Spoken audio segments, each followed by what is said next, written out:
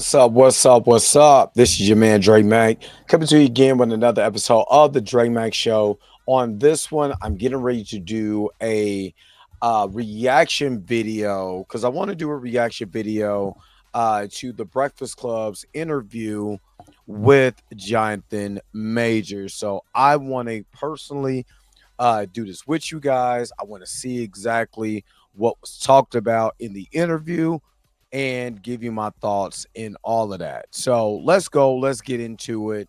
Let's get into this reaction video. Wake that ass up. Early in the morning. The Breakfast Club.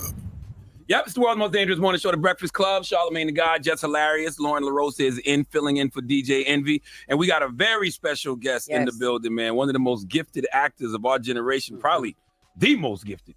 Mr. Jonathan Majors is here. How are you, brother? Good morning. Oh, family, I'm doing good. Yes. I'm doing a lot better now. Okay. Yes, yeah. So let's just get. I'm gonna keep it a buck. I'm gonna stop it. You know, if you've been watching my reaction videos for a long time, you already know I'm gonna stop it early. But I will give props to Jonathan Majors for going on the Breakfast Club. He seems a lot more happier, especially ever since he got married to Meagan, and he's kind of in his zen right now, and I'm glad to see he's kind of getting back to himself. So that's something that I recognized early. I have not seen any of this, so I'm going to be seeing this for the first time. Let's go. Good to see you. You look good. Hey, man, thank you. And I you just appreciate it. officially tied the knot. Yeah. How does it feel that you finally locked down your Coretta? How does it feel? Not the Coretta. Bring it come. It's beautiful. Yeah. You know, it's the ending of a chapter and the beginning of a chapter. And I'm at a place where we got married on the 18th. That was a couple days ago. Yes. A couple sleeps ago. And it happened when it happened because when we planned it, but I felt worthy of her. Mm. Ooh. You know? Hold on, black man. You gotta No, hold that right? one for us. Yeah, Okay. yeah. I felt worthy yeah. of her. Yeah. Yeah, I gotta stop that, dog. That was a bar. That was a bar, y'all. I felt worthy of her. Ooh. Cause talk all right now, Jonathan. This is my guy. Hold on that. Yeah. Ooh. She is an incredible woman, and I love the way he speaks about her. I had to get to that level, you know, spiritually, socially, emotionally. I had to mature a lot, and she caught me at a time when I was in a bad way, you know, and I was very upfront about that with her. And Yeah.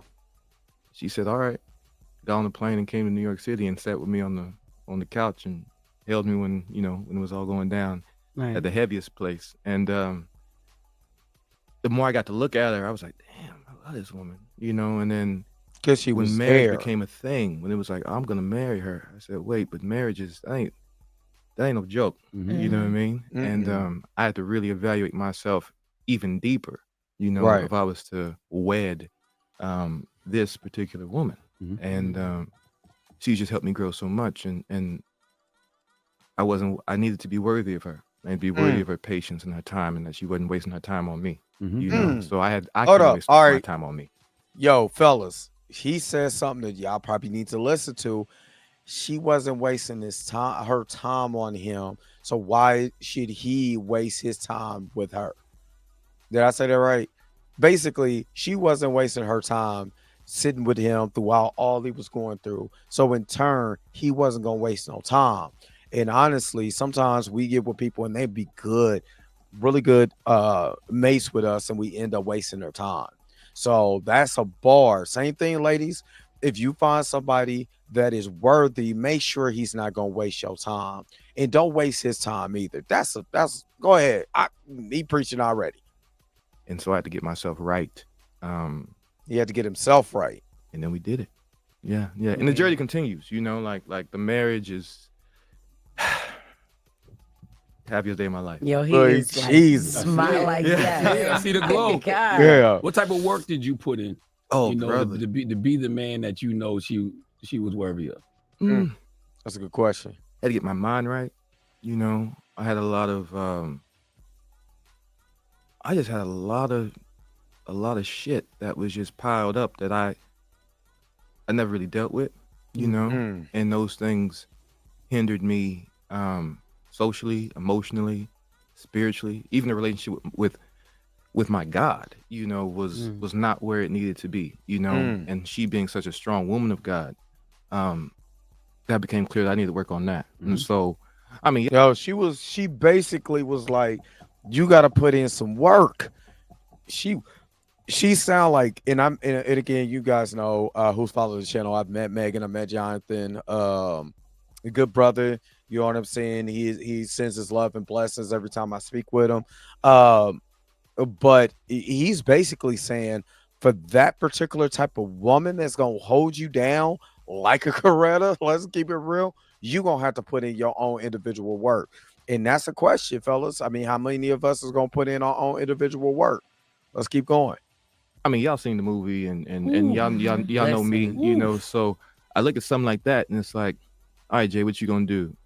I'm an actor. I appreciate the word you said, man. I trained for 11 years nonstop for acting, summers, whatever. I'm an athlete. I lifted, I ran, I did that. And every time I did that, I had a team of people around me to make me worthy of those jobs and that occupation. And I didn't do that for me, you know. I didn't do that for myself. And so the process of becoming worthy, you know, for her, I thought, well, apply the same thing. You know, I had 8 different acting coaches, 8 different, you know, I went to 2 different schools. Do the same thing for yourself, brother, you know. So I did, you know. The court helped me out with one of them.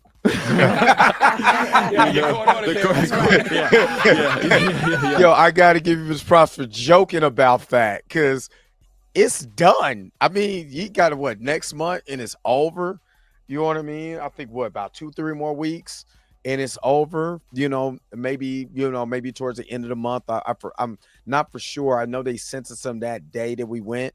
And I want to say that was April the 8th. So it could be after that, you know, a week after that or something like that. But it's funny that he's joking about it. He's not making light of the situation. That's a weight lifted off of you. You know what I mean? When you got to joke about something that, you know, that you're in, you know, and now that you're out, you look back and you have reflection and you got to just kind of laugh about it, smile about it, because man, it's all a part of the overall journey. So man, I love it. All right, let's keep going. And I actually love those guys. You know what I mean? I love that situation. I've already spoken to my therapist, you know, I'm gonna stick with it, you know, and do the peer counseling, you know, when all this is, you know, I'm on my last one. I told y'all last session or like last one, I think. Nice. Yeah, we're getting close to the end. I told you. But yeah, I'm gonna stick with it because I'm seeing you know other people come in and that's beautiful, you know. So I'm gonna stick with that. That's what's up. My pastor, you know, Darius Daniels at Change Church, incredible man. You know, mentor, friend, life coach. You know, my other personal therapist, the men's group I started, you know, the business I started, you know, all these people that can just go, hey Jay, you know, they go from pulling my coattail to being like, oh, that's different. You know what I mean? You know, and so just keeping those folks around me to help keep me upright, you know, and mirror back to me what it is I'm doing, you know, and I feel I'm smiling because I'm in such a great place. Yeah. You know what I mean? I've just never been so happy, you know, and it's hard to say, but I don't think I had facsimiles of happiness growing up, but never happy. You know, that's a different take. Yeah, you know what I mean? Saying, oh, you got a job, wicked. Oh, you doing this, wicked. Oh, you doing that, wicked. You know, but there's a part of me, all that hurt, all that trauma, all those things I needed to work out, you know, that wouldn't allow that, you know. Now we got those out. Now we're getting those out of the system, and a lot of them have been identified. And if you can't see it, you can't change it. And so some was thrown in my face. And some I went and found, you know, because I felt confident and I felt supported to do that. So that's the process. Happy for you, brother. Thank you, brother. Did you ever feel like through any of that, like you were scared or nervous that like Meagan would be like, yo, this is too much for me? All the time. Did you? Yeah. What was that like for you? Yeah, all the time. Well, as I said, sis, like I told her from the jump, like, this is gonna be crazy. This is gonna be wild. You know what I mean? Yeah. But when y'all in it and it's like the press. Yeah, and, but when we're in yeah. it, like, I'm sorry. No, I was gonna say because she's also a name, and so I think that there was a lot thrown on her as well because people were like, Meagan Good, why are you doing this? What are like, you doing? Yeah, They were saying that's exactly what they were saying too. Yeah, I had a lot of that. You know, I had a lot of. You sure? I had a lot of. I mean, we're in a relationship now. We're in a marriage. You know, I'll keep it straight. We had moments of like, hey, babe, it's cool. You know what I mean? I love you more than I can imagine, but you gotta, you know, the ship's going down. You know, you better. I'm Jack. You know what I mean? You let go of me and you go get it. You know, that was a big thing. And she took so many hits, you know, because of it. You know, she took, I don't think she mind me saying, like, yeah, she wasn't in they weren't announcing it, but like she lost endorsements. You know, we got uninvited to stuff. You know, she got uninvited to stuff because she had shown just how down she was, and they knew if Megan's coming, Jay's coming. You know, I'm coming. You know, Wow, I didn't know yeah, that. she's an incredible hit. You know, I didn't know that. And then just walking around. You know what I mean? Like a lot of our work, as you guys know, is like socializing. Right. You know what I mean? And we asked her that when she was up here as well. You know, like the same question that Lauren just asked you. Yes, ma'am. Did you ever feel like that was too much? And she said no. She knew that lady had God. That lady, yes. She talked about you with the same smile on her face that you have. You know, and strong. Yeah, very strong woman. She's stronger than me. Yeah, you know, she's stronger than me. You know, she kept me up. It continues to keep me up. I mean, before we walked in here, she was praying. Come on. I was like, oh yeah, let's do it. And now I understand the Coretta. Understand it. I do. Amen. Because even though, you know, there's a lot of jokes that came with it and a lot of things, you know, you actually did a lot for me on stage. I'm a comedian, so I used the jokes a lot. Yes, ma'am. But hearing you talk about that, you know, how she prays with you, for you. She flew to New York to sit there and you cried. Are you guys, I don't know if you guys are really checking out exactly what is being put down. This woman that he had, because you can't have this with everybody, but this woman was willing to sacrifice everything for the love of her man that was in the midst of mess. And she did a lot of leg work. And when you see fellas, when you see women like that, man, it's there's being there and holding you down and holding your back up and praying for you. And all, man, you better take care of them women, man. Those are good women, man. You can't do that with everybody, but that's a good woman, man. Shout out to Megan for what she did, man. That's awesome. Cried in her arms, like, you know, it just also shows the backbone a Black woman can be, you know. Keyword Black woman. Black. That's the only thing you can't say. You can't use the term Coretta for a white woman. Black. Do you regret that? Wait a minute. Charlamagne. I mean, just, boy, I swear. You know, I've seen people say you are at a career crossroad with this film, Magazine Dreams. By the way, when I say a phenomenal film, I give Magazine Dreams a 10 out of 10. Wow. I wish they would have stuck the landing just a little bit different. And it's like, you know, when you watch it again, there's like little technical stuff. I'd be like, I wish they would have explored that a lot more. Right. But brother, the job you did in that movie, the movie is my God. Incredible. How hard was it to get the character of Killian Maddox out of you? Tell us a little bit about the character first, and then tell us how hard it was to get him out of you. Yes, sir. So Killian Maddox is a aspiring bodybuilder. He moves through the world a bit as far as his mental state. He's a bit different, right? He's a bit different, and that's an understatement. Yeah, that's an understatement. He's a unique character. I would say we've not seen a character, especially, you know, we'll keep it straight here, right? We have not seen a Black actor, male or female. And if we have, you know, someone holler at me and let me know, Jay, you misspoke, blah, blah, blah, you know, and I'll take it back. But, I was going to ask you. I was going to ask you who's comparable, but go ahead. But to my understanding, I mean, I've not seen our demographic, you know, someone who is from the African diaspora participate in a film that had a protagonist that got to live in that odd, unique, beautifully unique space, you know. As the film goes, you find out, you know, some of the reasons of that. He's dealt with incredible childhood trauma. But his dream is to get his pro card. The pro card is like making it into the league for a bodybuilder. And he's working hard to do that. And as he's trying to do that, he's dealing with the trials and tribulations of his uniqueness, and also of his blackness, of his size, of his gender. You know, all these things come into play. And so as he's aspiring and working towards that, he has to deal with a lot of stuff, and ultimately he's trying to connect. And Moby is wild. The last little bit is he's infatuated with essentially the what would you say? The top of the top. You know, this guy named Vanderhorn, who is the top bodybuilder. That's his aspiration.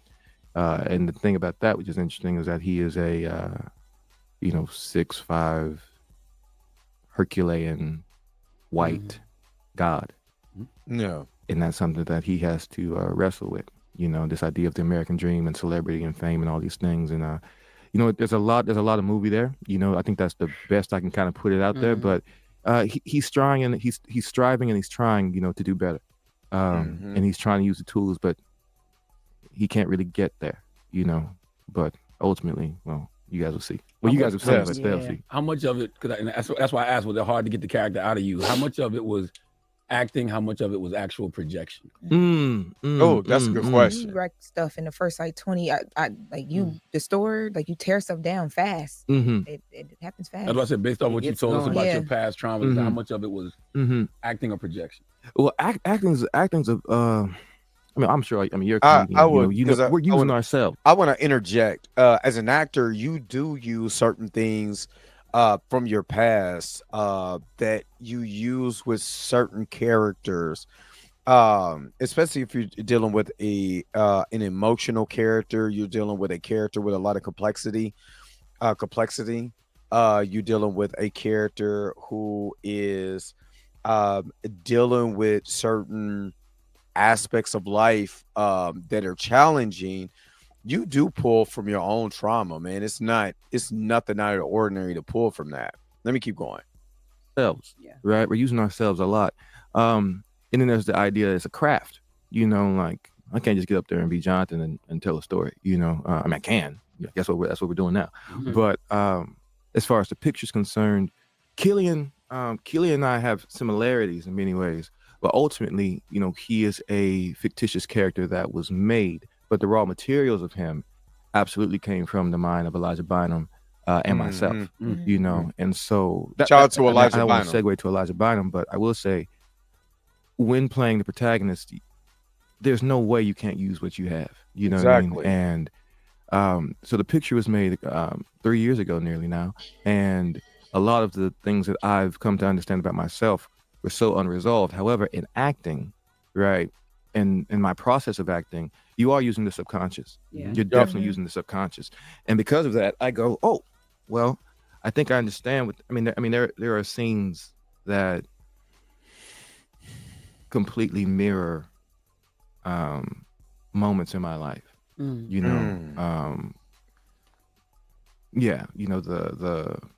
sure we'll get to that. If you guys ask the question, I'll answer it. But I don't want to give too much of the movie. Yeah. So, but the answer is yes. There is but in the acting, it's not necessarily unprocessed. It's unknown things that make themselves relevant through the given circumstances of the play. I grew up in the theater of the movie. And so if it's not in you, you can't give it. Pull it. And sometimes you have to go find it, and sometimes it's there and you don't realize it's there. But that's not the one you want to take home with you. No, it's not. So that's what as I was watching it, I'm like, how much of that did he take home that ended up in his real life, especially in light of the situation that you had? Right. I would say, in this case, honestly, because here it is. Honestly, acting. So Stella Adler, right? There's all these acting teachers, right? But Stella Adler says something very, very, very clear. Growth as an actor and growth as a human happen simultaneously, right? And that is something I really lived by and something I really understood. The difference with this picture is, it asked so much of the actor, right? It asked so much of the craft. Absolutely, I can see So if that. this is the craft, right, and then this is the actor, this film made me grow so much as an actor, right? But in doing that, I realized, oh, I was so stunted as a human being, right? So the answer is no, I didn't. And also, I do it for a living. Like, I know how to shake it off. Like, I have a very spiritual practice with. I got my hand up. I thought you was ordering something. Like, I got no waiters here, Jonathan. You know what I mean? I have a very spiritual practice when it comes to acting, you know. And so, if anything, it's not that I took anything home. It was that I was accessing things subconsciously that, as all actors do, subconsciously that. I mean, this guy still was like, no, I know how to do this. Okay, you did it, wicked, done. Put that back away. Put that back away. Put that back away. You know what I mean? So he's saying that, getting into that character, he didn't bring it. He didn't try to bring it home. He suppressed it, and when you're dealing with a role, like if you see Magazine Dreams, which you got to go see, you would see a lot of the suppress. I mean, you don't want to take any of that home with you, not an ounce of it. You don't want to get so wrapped up in the character that the character becomes you. So that's why I like when he said, I put that up. That's over here. So I love that. Let's keep going. You know what I mean? And that's what happened, same as all pictures. And yet life goes along, so at this point I can't say, did you carry that? I mean, I've not carried Montgomery Allen home from Last Black Man in San Francisco. I've not carried, so I don't know if that's You didn't carry Kane the Conqueror if that's home. the case, but I don't know. You know what I mean? Gotcha. Yeah. Were there ever any days on set where you felt like meltdown or breakdown? Like, was it ever hard for you to film Triggered. any of this? Yeah, triggered. Did you feel triggered? Thanks. Triggered once. Triggered once. There's a scene. Yeah, and there's moments where, like, you say, oh, they're inspired, right? There's a moment where something has just happened to the character. Something's just happened to Killian, and Elijah Bynum, in all his wisdom, and that's a talented brother. Yeah, shout out to that brother, Elijah Bynum. Shout out. We had just finished the scene, and I was still up. You know what I mean? That's what I call it. I was still up. And Keeling was still operating, and he's always operating when I'm at work. He was still operating. To the point that he came in and said, "Hey, can you walk out the trailer?" So that should let you guys know what the scene is. Walk out the trailer and then just process all of that as you're walking out. I know And this is exactly something what that, when scene it's he's not on the talking script, about. right? It's no language, so I can't. Essentially use And this is what I talk about: visual storytelling. There is a element when you're watching film where you don't need dialogue. You need raw emotion. You need this character to feel. And you can see that. That's why I said that, I did a non-spoiler review. That's why I said that this is a 10 out of 10 or 5 stars, because there's so much visual storytelling that you don't need to say nothing. But look at him, feel that. Feel if you was that character in X, X became Y. How would you feel about that? Because I don't want to spoil anything. So I believe I know exactly what the scene was. But man, he did a lot, man. He did a lot. Let's keep going. Use a target to keep my engine going, right? So I'm living in my imagination, and for whatever reason, and now 2.5 years later, I understand the reason, right? But I got up, I walked out the trailer, and Adam, our beautiful DP, was right in front of me. He said, "Just walk out and let that happen," right? And I didn't know anything was gonna happen, though I was still hot. I was walking out, and I just felt it's kind of like heat for me when I'm working, right? Like felt all this heat come up. My feet got hot, and then my face got hot, and I went, oh, I'm glad you asked, because that was the moment when I realized as I was walking out, or maybe I'm just realizing now, that wasn't Killian crying, right? that was me crying. That was Jonathan. Ooh, You know what I mean? Based Yeah. off the, Yeah. based off, I'm trying not to give away, but Yeah, based of off the course. revelation you gave this week Yeah. about being abused. Yeah. Got you. That was a And, dark. That was a deep scene. Wow. Yeah. I guess in a way that was the a the deep beginning of, scene. like, oh, That was a Mhm. deep I was scene. I gonna- got hypnotized, and then that opened up all that. I was going to ask you because I read that article that you did with where you talked about being abused. In the Hollywood Now that Reporter. you're revealing, you're revealing it to the world, but you're dealing with, because of the therapy and different things that you're doing, all of this internal stuff. Like, are you right now having to go through a different process of like figuring out who you are again, and how does that affect you as an actor?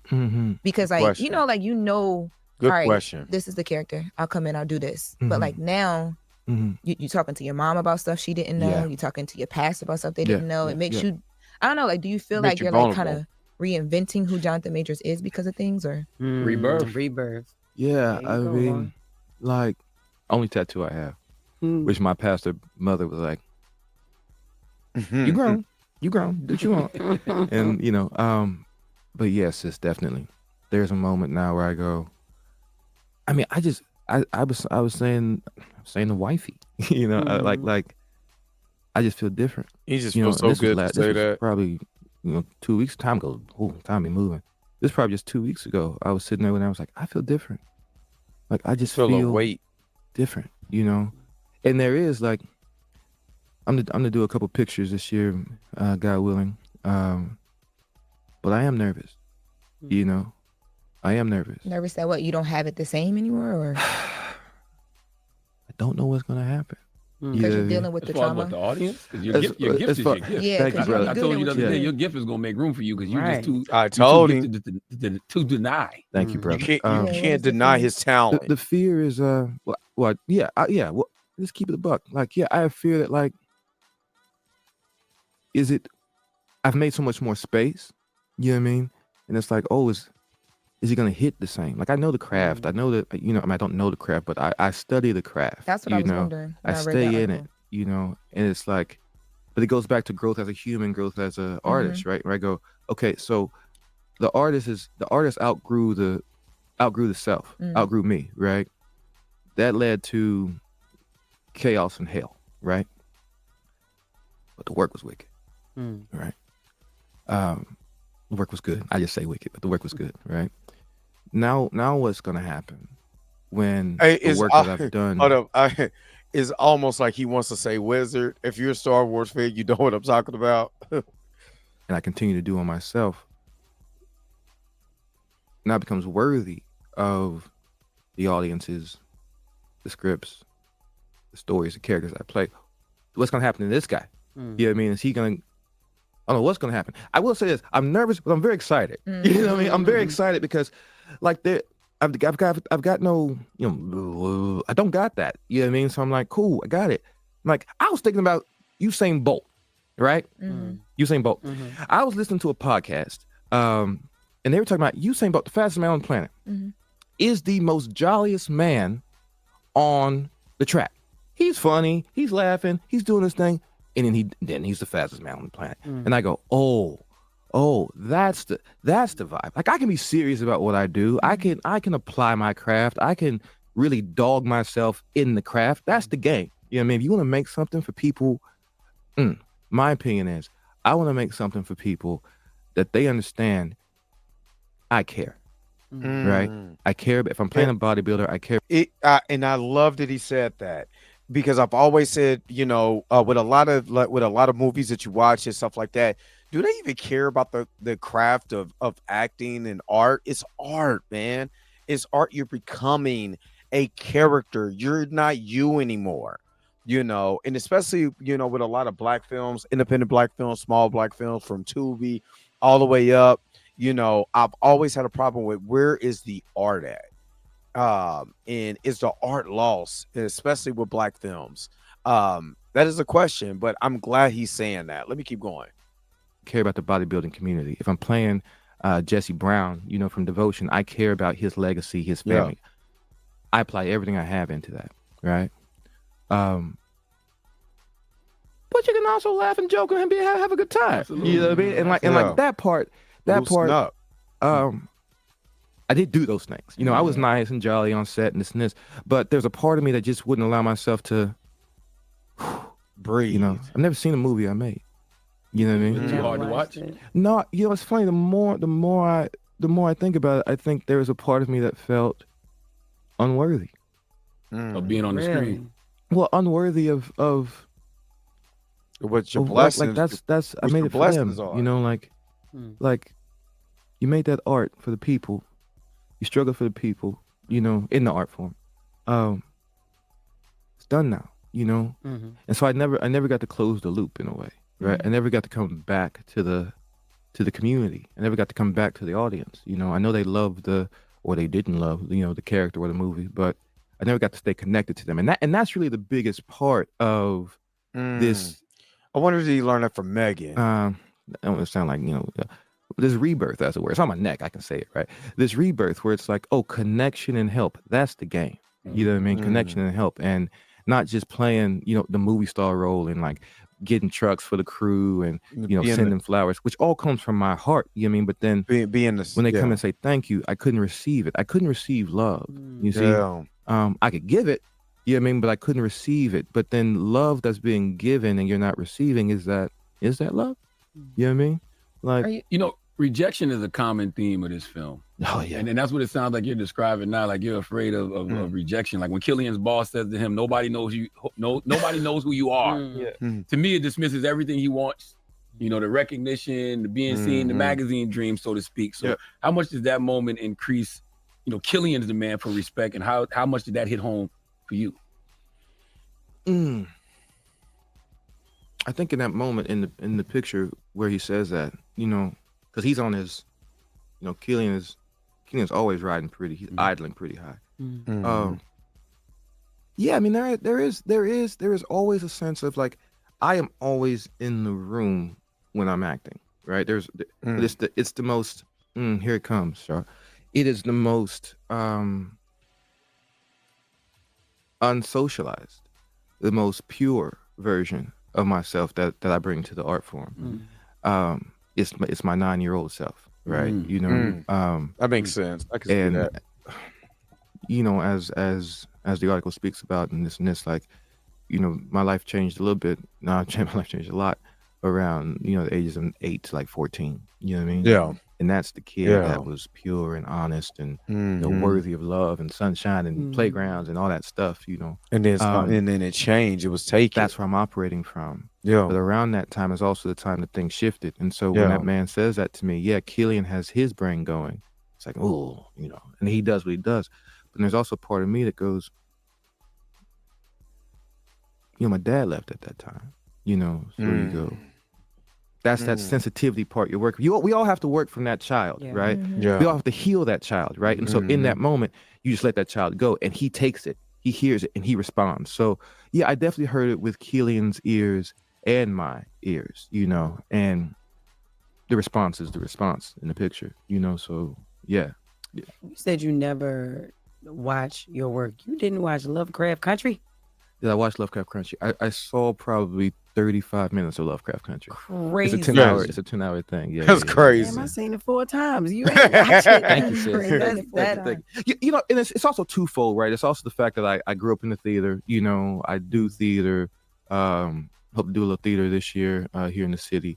Yeah, I do theater. That's just not a part of my upbringing. You know what I mean? Like watching TV. Yeah. Okay. Well, not necessarily watch. Well, I also grew up on the country. You know, in the country. You know, it's like my entertainment was throwing glass bottles at the trash thing. You know what I mean? Like that's what we did. You know, or go hanging out in the creek.